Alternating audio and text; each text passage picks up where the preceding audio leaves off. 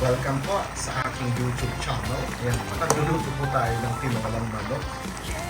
Ayan ang ating mga sangkap. Siyempre po ang ating manok.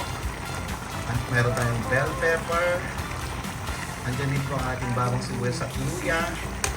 At siyempre po pati sa ating pinangtempla. At meron tayong ating sarap. Ayan po. Dati po sa mga Ilocano, kalunay po. Kalunay piin lang po. Ado-ado nga kalunay. Talungarot po. Dati kalunay tayo. Kasi nag-imas po. Dati kalunay. Ayan. Ang ating tinolang manok. Nga ada kalunay na. Ayan. Dito na ada dati kalunay ko. Color violet ito.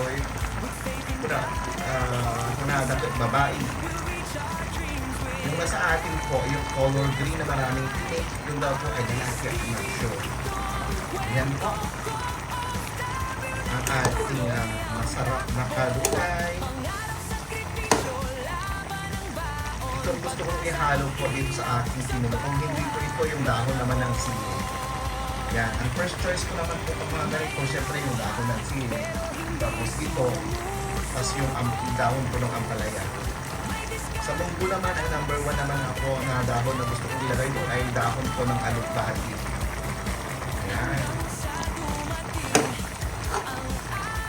Ayan po. At ready na po ang ating tinola. Kain po tayo. Okay na po yung lasa.